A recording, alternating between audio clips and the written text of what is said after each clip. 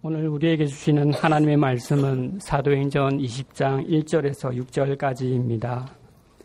소요가 그침에 바울은 제자들을 불러 고난 후에 작별하고 떠나 마게도냐로 가니라. 그 지방으로 다녀가며 여러 말로 제자들에게 권하고 헬라에 이르러 거기 석 달 동안 있다가 배 타고 수리아로 가고자 할 그때에 유대인들이 자기를 해하려고 공모함으로 마게도냐를 거쳐 돌아가기로 작정하니 아시아까지 함께 가는 자는 베레아 사람 브로의 아들 소바도와 데살로니가 사람 아리스다고와 세군도와 더베 사람 가이와 및 디모데와 아시아 사람 두기고와 드로비모라.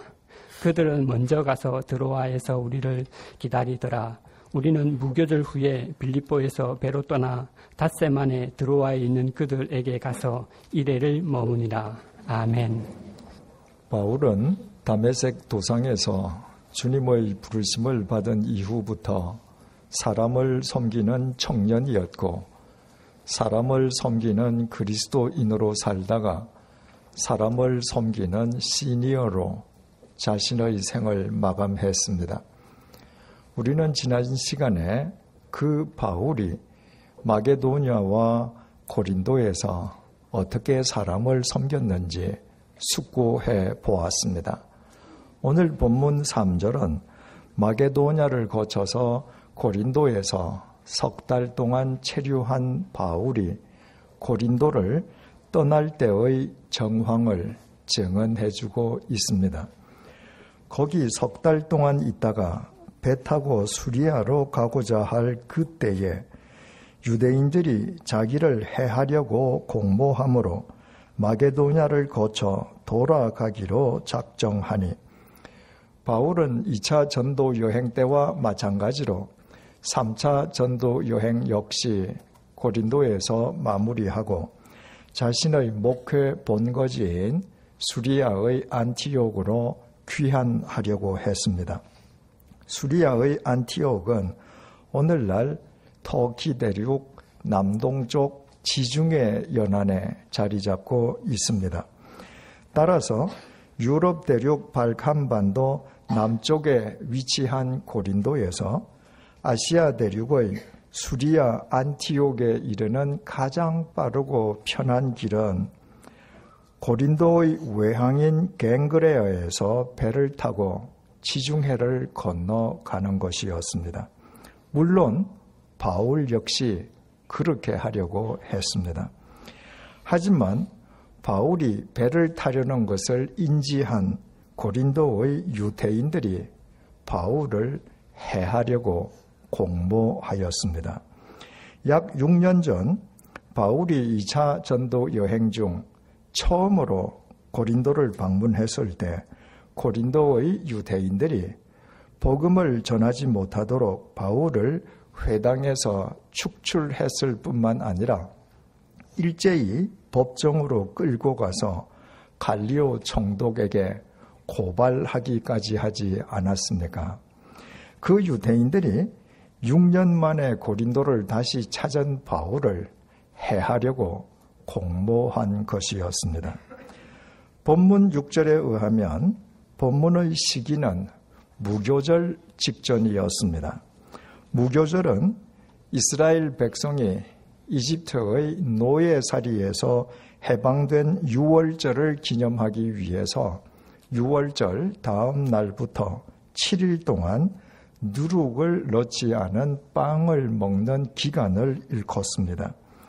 출애굽에 뿌리를 두고 있는 유월절과 무교절은 날짜와 기원 그리고 의미가 모두 동일하였으므로 세월이 흐르자 두 명칭에 대한 차이가 없어져서 누가복음 22장 1절은 유월절과 무교절을 동일시해서 유월절이라 하는 무교절이라고 기록하고 있습니다.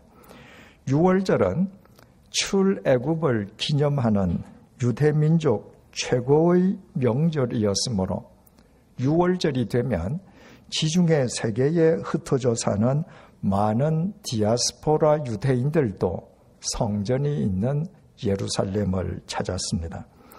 고린도에 있는 유대인 가운데에서도 유월절을 맞아 배를 타고 예루살렘을 방문하려는 유대인들이 있었습니다.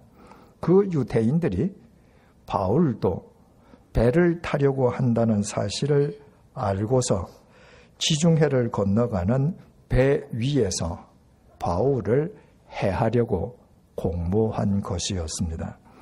바울을 해치기에 배보다 더 적합한 곳은 없었습니다. 배에서는 바울을 쥐도 새도 모르게 바다에 수장시켜버릴 수도 있었습니다. 바울은 어쩔 수 없이 빠르고 편한 선박편을 포기하고 육로를 따라서 마게도냐로 다시 올라갔습니다. 그곳에서 에게해를 건너 터키 대륙의 서쪽 항구인 드로아로 가서 거기에서 수리아의 안티옥으로 되돌아가기 위함이었습니다. 바울은 그렇게 불편하고도 먼 길로 돌아가야만 했습니다. 여기에서 중요한 질문이 제기됩니다. 고린도의 유대인들은 배에서 바울을 해칠 계획이라고 공개적으로 선포하지 않았습니다. 그들은 바울을 해하려고 공모하였습니다.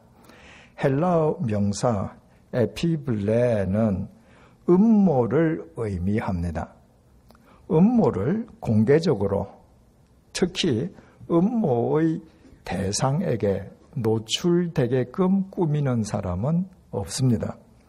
음모는 그늘 꾀모로 이루어져 있는 문자 그대로 아무도 모르게 은밀하게 꾸미는 흉계입니다.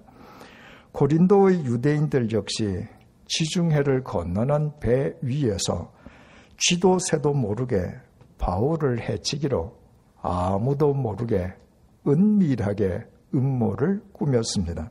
그런데 그들의 은밀한 음모가 놀랍게도 바울에게 알려졌습니다.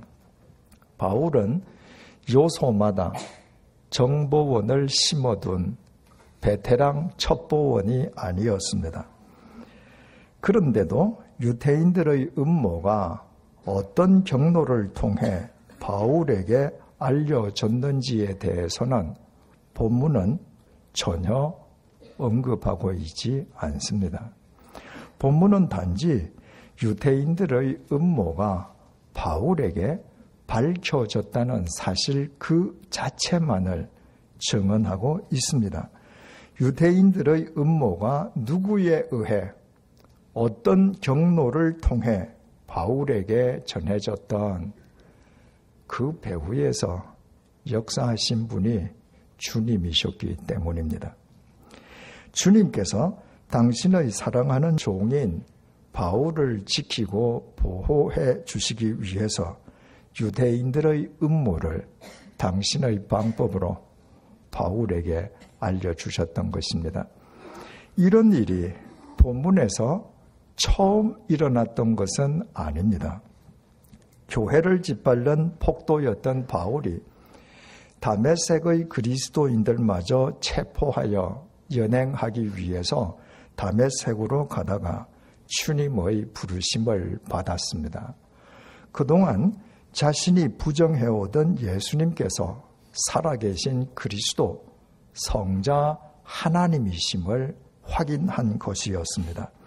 바울은 그리스도인들을 붙잡으러 간 다메섹에서 도리어 예수 그리스도의 복음을 전하기 시작했습니다.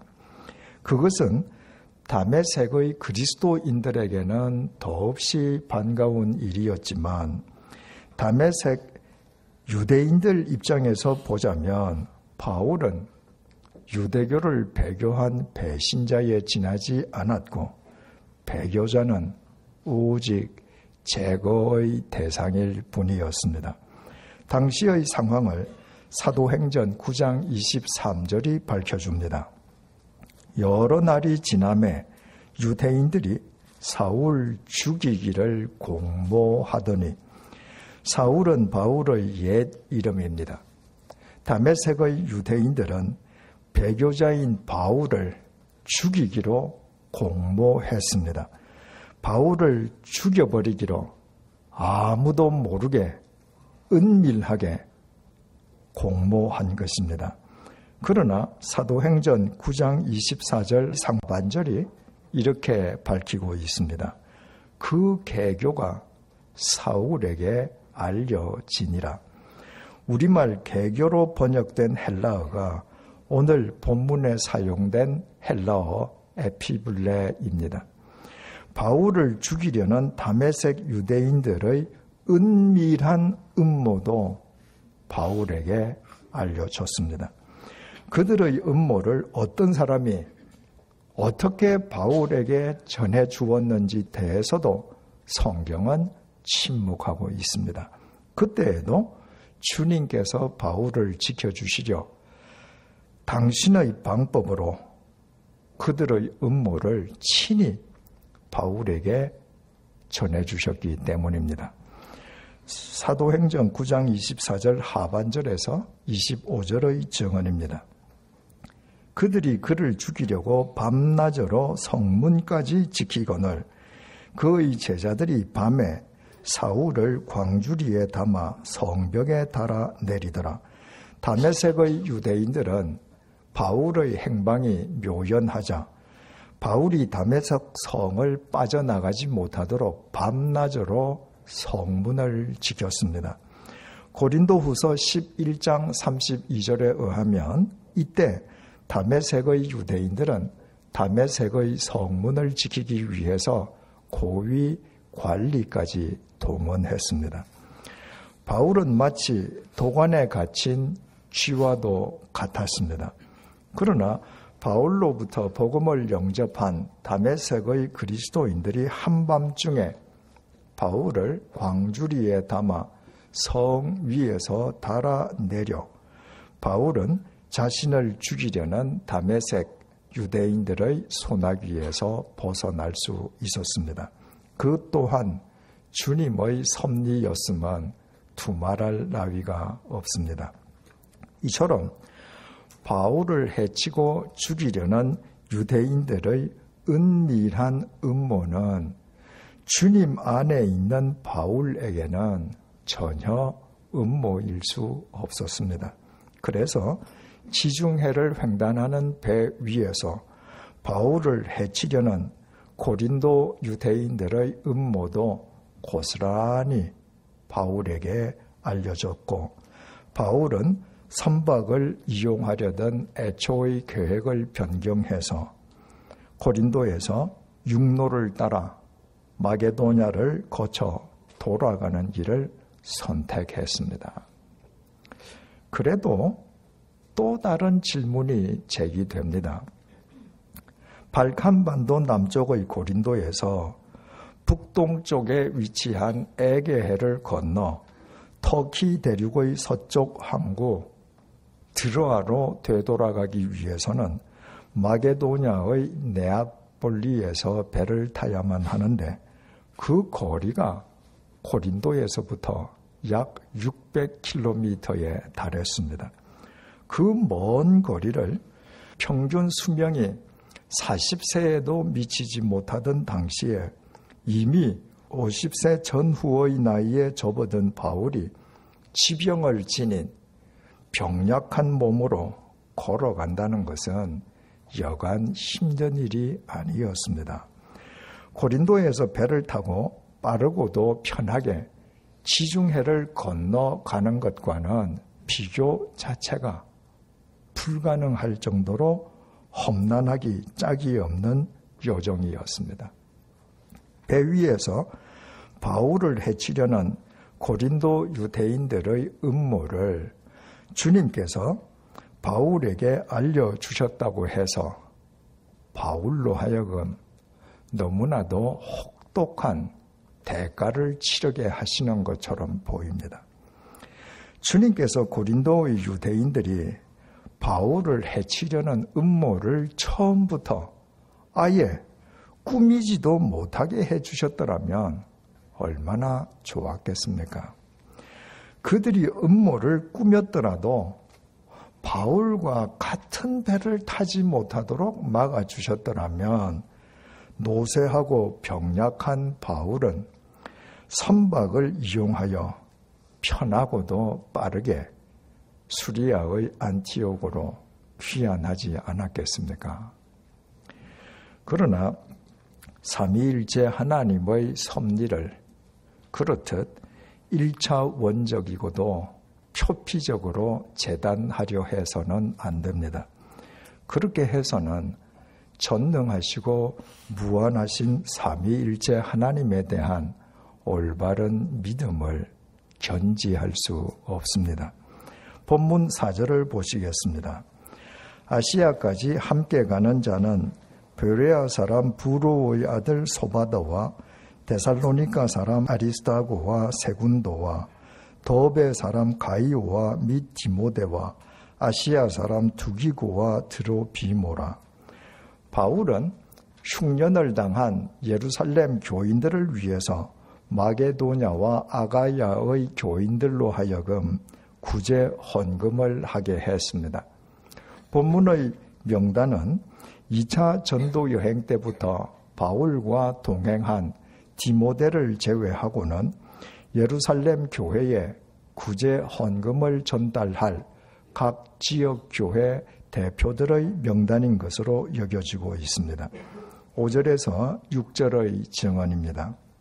그들은 먼저 가서 드로아에서 우리를 기다리더라.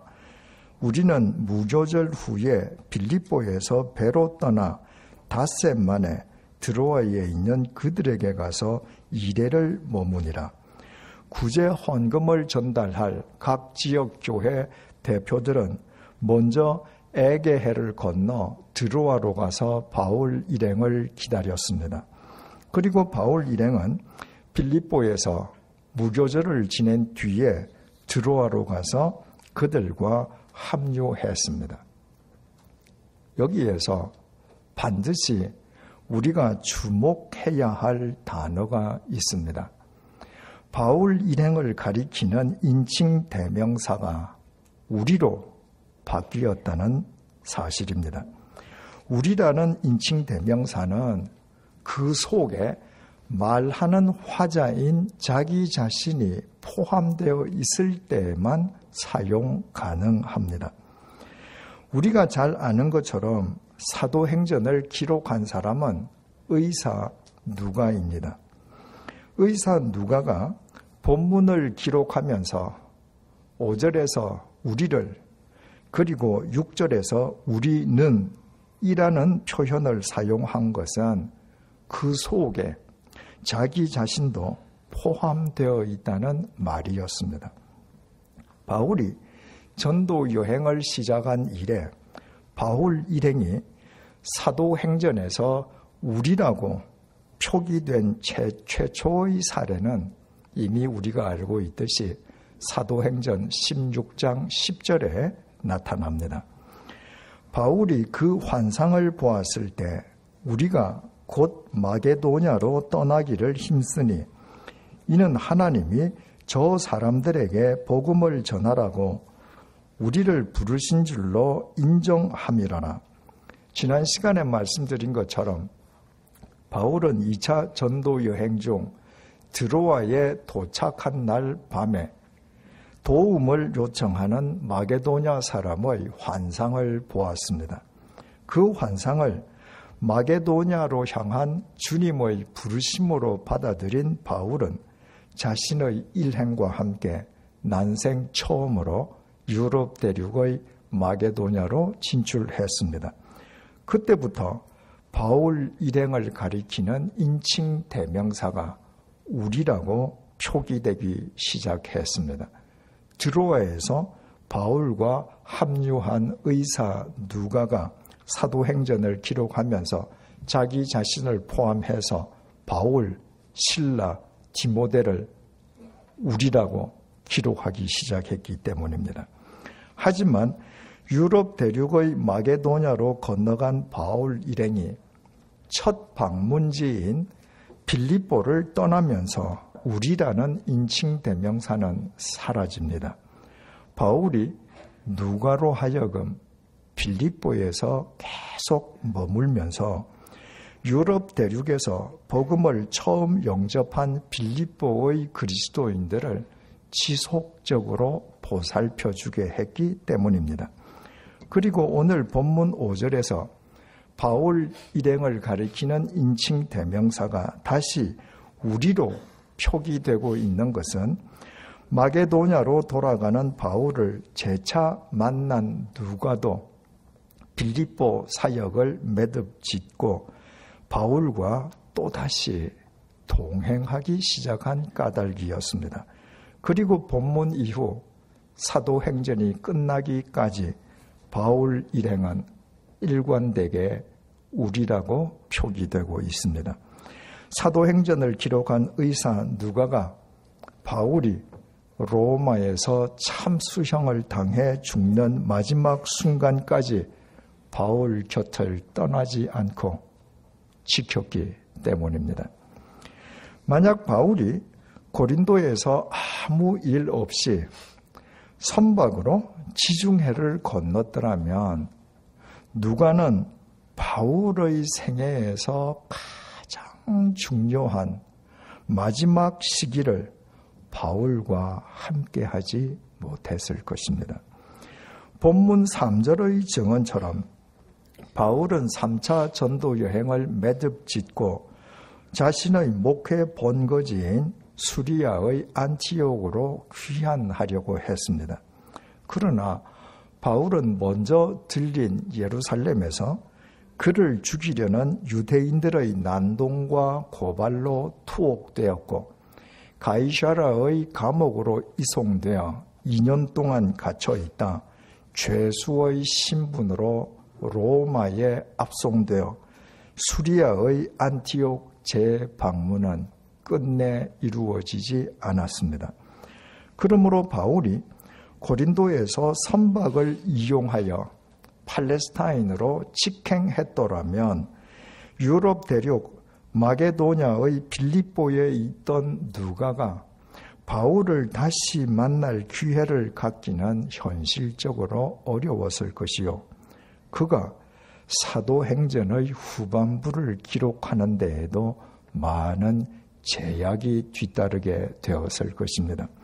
그러나 바울이 고린도에서 배를 타지 않고 육로를 따라 마게도냐로 올라가야만 했기에 빌립보에서 바울과 재회한 누가는 바울과 다시 동행하면서 바울이 그의 인생 마지막 시기를 주님 안에서 어떻게 마무리 짓는지를 세세하게 살펴볼 수 있었습니다. 누가는 밀레도에서 바울이 에베소의 장로들을 불러 그들에게 이 땅에서 남기는 마지막 고별 설교를 직접 들었습니다. 누가는 바울이 예루살렘에서 투옥될 것이라는 아가보의 예언을 들은 가이사라의 그리스도인들이 바울의 예루살렘 행을 눈물로 만류했을 때에 바울이 무엇이라고 말하면서 의연하게 예루살렘으로 올라갔는지 직접 목격했습니다.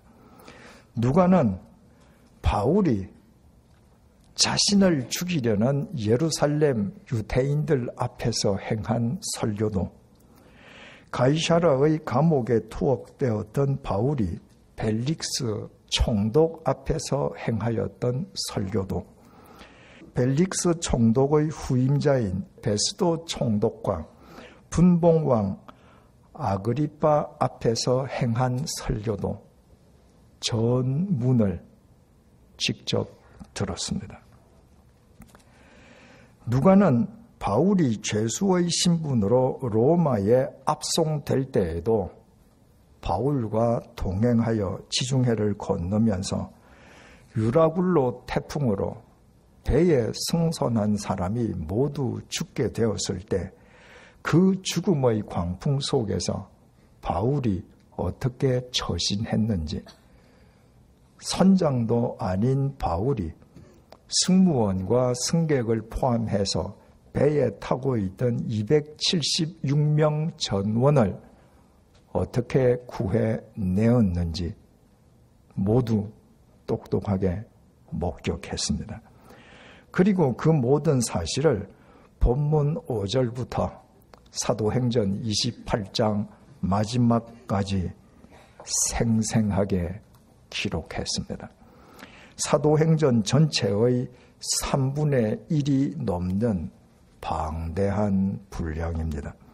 그 덕분에 우리는 사도 바울이 얼마나 위대한 사도였는지, 그가 자신의 생을 어떻게 주님 안에서 섬기는 시니어로 매듭지었는지, 그리고 그리스도인으로서 우리 믿음의 자세와 깊이가 어떠해야 하는지 구체적으로 알 수 있게 되었습니다. 대체 이런 일이 어떻게 가능할 수 있었습니까?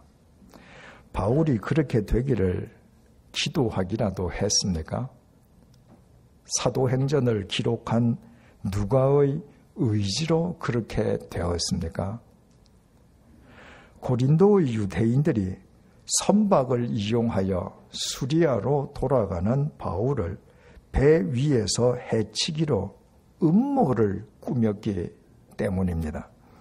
그 유대인들의 음모로부터 바울을 지켜주시기 위해서 주님께서는 바울로 하여금 선박을 이용하는 대신에 육로를 따라 마게도냐를 거치는 먼 길로 돌아가게 하셨습니다. 당시의 평균 수명으로 이미 인생 말년에 접어든 노쇠하고 병약한 바울이 600km의 거리를 매일 밤마다 노숙하면서 걸어간다는 것은 마치 형극의 길과도 같았을 것입니다. 그러나 그 형극의 길은 주님께서 누가를 통해 당신의 말씀인 사도행전 속에 사도 바울의 가장 중요한 마지막 삶을 생생하고도 영원토록 남기시려는 주님의 신비로운 섭리였습니다. 노쇠한 바울이 병약한 몸으로 고린도에서부터 누가가 있는 마게도냐의 빌립보까지 걸어가야만 했던 그 길이야말로 주님께서 바울을 위해 예비해 두신 최상의 길이요 신묘막측한 영원한 은혜의 길이었습니다. 그리고 그 영원한 은혜의 길은 역설적이게도 고린도 유대인들의 음모로부터 시작되었습니다. 생각하면 할수록 주님의 섭리는 우리의 상상을 언제나 초월합니다. 바울은 데살로니가 전서 5장 18절을 통해 우리에게 범사에 감사하라고 권면합니다. 어떤 상황을 맞든 감사하라는 말입니다. 우리를 해치려는 누군가의 모함으로 우리가 빠르고 편한 길을 접고 형극의 길을 걸어야 하더라도 바로 그 길이 주님께서 우리를 위해 섭리하신 최상의 길, 신묘막측한 은혜의 길이기 때문입니다. 또 바울은 신약 성경에 수록된 그의 서신서에서 우리말 평안, 평강, 화평, 평화라고 번역되는 헬라어 에이레네라는 단어를 무려 42번이나 사용했습니다. 다메섹 도상에서 주님의 부르심을 받은 이후 바울의 삶은 한마디로 고난의 연속이었습니다. 그런데도 그가 그의 편지에서 주님의 평강을 42번이나 언급한 것은 그의 마음속엔 언제나 주님께서 주시는 에이레네, 이 세상 그 무엇에 의해서도 깨어지지 않는 절대적인 평강이 충만하였음을 의미합니다. 형극의 길도 신묘막측한 은혜의 길로 승화시켜 주시는 주님께서 자기 안에 계시고 자신을 품고 계심을 믿은 결과였습니다. 사랑하는 교우 여러분, 그 주님께서 이미 영으로 우리 안에 임해 계시고 벌써부터 당신의 말씀으로 우리를 품고 계심을 알고 계십니까? 그분이 우리와 함께하고 계시기에 우리는 누군가의 음모로 인해 편안한 길을 빼앗기고 형극의 길을 걸어도 두렵지 않고 죽음의 광풍 속에서도 이 세상 그 무엇도 뒤흔들 수 없는 주님의 절대적인 평강을 누릴 수 있습니다. 혹 지금 천국의 길을 눈물로 걷고 계십니까? 그렇다면 도리어 주님께 감사하십시다. 위로부터 주님께서 내려주시는 절대적인 평강 속에서 그 길을 주님과 함께 꿋꿋하게 걸어가십시다. 그 형극의 길은 신묘막측한 은혜의 길로 이어지는 최상의 지름길입니다. 기도하시겠습니다.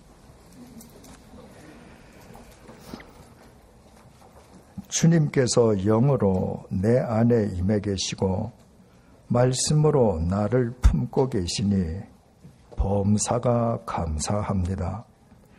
내가 지금 눈물로 걷는 형극의 길이 천지를 창조하신 주님께서 나를 위해 섭리하고 예비하신 최상의 길임을 알게 하시니 이제부터 내가 걸어가야 할 길을 두려워하지 않겠습니다. 위로부터 주님의 절대적인 평강, 주님의 평안, 주님의 화평, 주님의 평화로 나를 채워주시니 이 세상의 그 무엇에도 흔들림 없이 살아가겠습니다. 세월이 흘러갈수록 우리의 삶이 주님 안에서 은혜의 사도행전으로 녹익어가게 해 주십시오.